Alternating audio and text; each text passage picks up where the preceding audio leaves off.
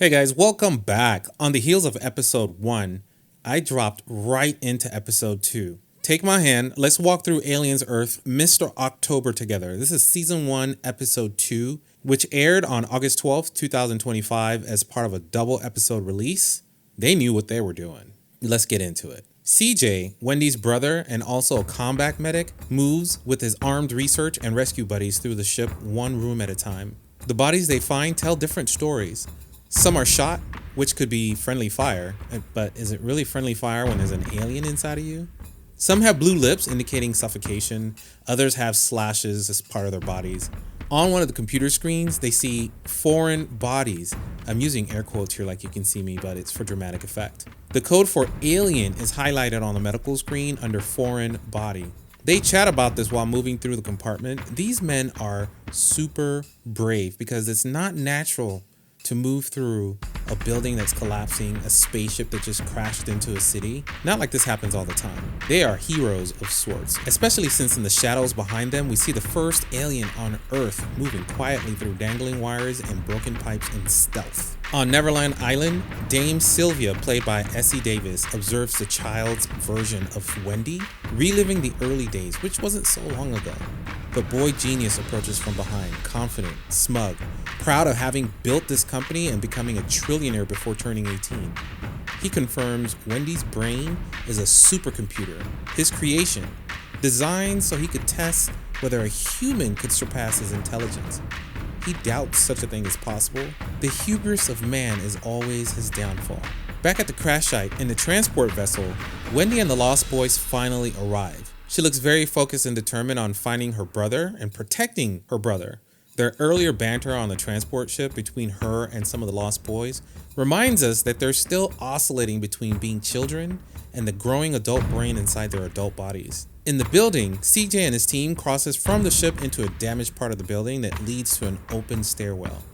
This forces them to have to come up with another way to continue through the destruction, which means they have to jump to the next section across a large open space which normally has a staircase spiraling around on all sides. The grunts jump, leaping without fear or hesitation, but this leaves CJ on the far side. He hesitates. You can tell he's not built for the tactical nature of the mission. He focuses on the medicine, but that doesn't stop him from hearing the sound just above him in the vent. He raises his weapons, unsure of what he sees. The shine of a tough exterior reveals the alien dropping down out of the vent, lunging towards CJ, who instinctively leaps to the other side with the alien mirroring his jump, scratching him with its talons mid-air before they both land in different spots. This carries them into a chase through narrow apartment-style corridors, ending in an elevator. Doors slam shut, carrying him to the next level. During this time, we flash back to CJ reporting to a window teller, which is managed by an AI/computer. It looks like he's going to like an HR or something. There, he is trying to communicate to his supervisors that he wants to quit the fieldwork and return to medical school, a promise to his father. I think that at this time, he came to the conclusion that while medicine is what he likes, being attached to a search and rescue team in that capacity is not what he wanted. Wendy can be seen monitoring from Neverland through a handheld device as he makes this request. She touches the screen and somehow interferes with the request, forcing the unit to ask him a question, which took him by surprise. It doesn't seem like this unit would do such a thing based on his expression. In the end, his request was denied. It becomes clear this is her doing. While not said at the time, it is clear she doesn't want her brother to go off to medical school on Mars, leaving her on Earth. Darkness falls at the crash site. The faint buzzing Wendy hears when she first arrived comes and goes, a hint that she can sense the presence of the alien, but not yet sure how or why. On non-touchscreen monitors, she scrolls by touch, again showcasing skills we didn't know she had, not even Boy Genius knew. Of course, he's watching through her eyes. She scrolls until she locates CJ on the 65th floor of the building. She leaves with slightly to reach him. Yutani is a Wayland Yutani executive, played by Sandra Yee Sensendiver, contacts Boy Genius, who owns Prodigy, stressing that their property, the deep spaceship, is on his property or controlled territory. Prodigy's control of the crash site and subsequently the vessel is in contention. Their conversation is calm, but loaded with rivalry. As expected, he refuses, wanting whatever is on board the ship for himself. This to me came off as a petulant child not wanting to share his toys, but also being in control of a company and a geography much bigger than we've seen in movies and TVs, but he is sharp. What's the saying? Absolute power corrupts absolutely.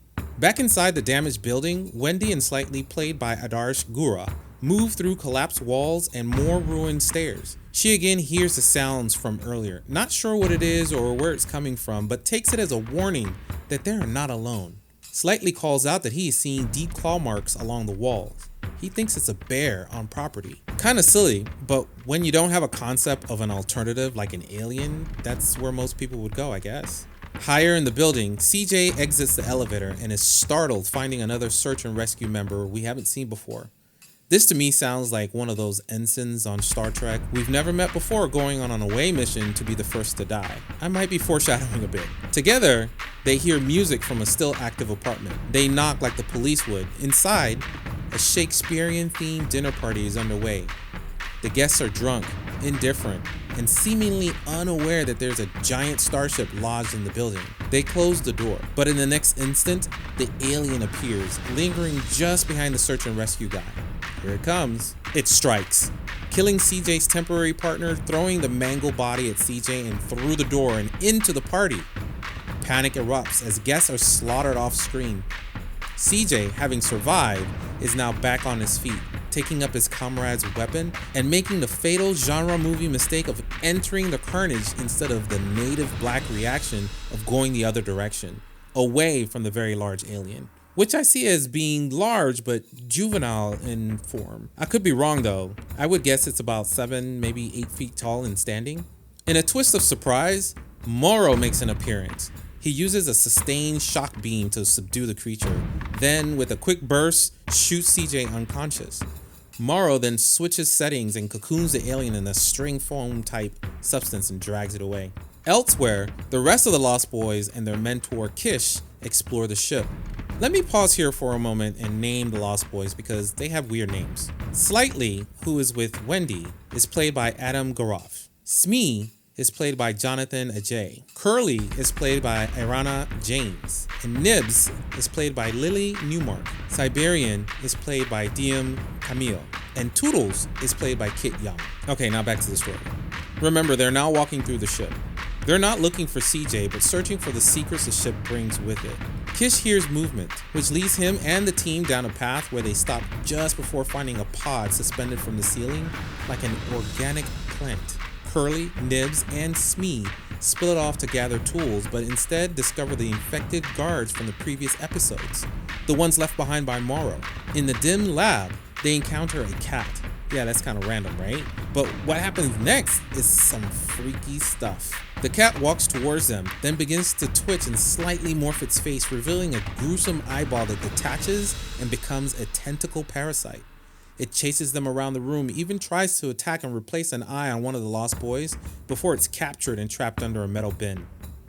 Hearing them yell for his attention, Kish leaves Siberian with the pod and heads to the lab. As Kish arrives, we can see behind him a screen displaying the alien's anatomy, the one they just captured. Like old school aliens, Kish plugs in and starts to download the database.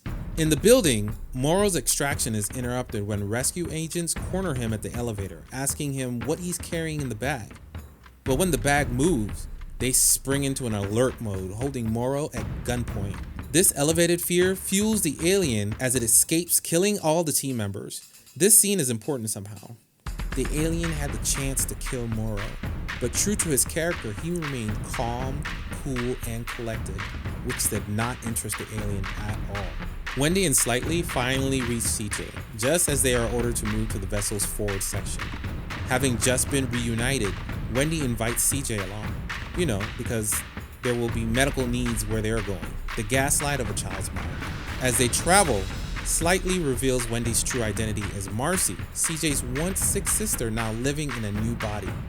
This is a surprise to CJ, who thought Marcy was dead. Even had a funeral. He tested her with some personal questions, as most of us would, seeing someone that we did not recognize but needed to validate that they were exactly who they were. I would do that too. He asked, she answered, and she passed, which led to a warm embrace. I know it's only episode 2, but this show makes you like these characters really early, So I'm hoping this doesn't turn into a Game of Thrones where all your favorite characters died indiscriminately. The closing scene has them entering a chamber filled with familiar alien eggs. If you watched any of the Alien movies, this chamber is a callback to every time they've come across these eggs. They're lit in a haze and a low blue laser light glistening like they've been washed in Vaseline. The sound Wendy now gets accustomed to hearing is growing louder as the alien approaches. It attacks, shoving CJ out through a hole in the room and into a void below. Wendy leaves slightly to guard the eggs, and she's off down the corridor as the screen cuts to black. Season 1, Episode 2 of Alien Earth, Mr. October, leaves us with Wendy's reunion with CJ cut short by an alien attack that sends him plummeting out of sight. The Lost Boys remain scattered, the ship and the crash site crawling with threats both human and alien. The rival factions are closing in, and Wendy's hidden abilities are starting to surface. This was just the second hour. The game has already changed. Follow for more recaps, like if you're watching along, and subscribe so you don't miss the next breakdown.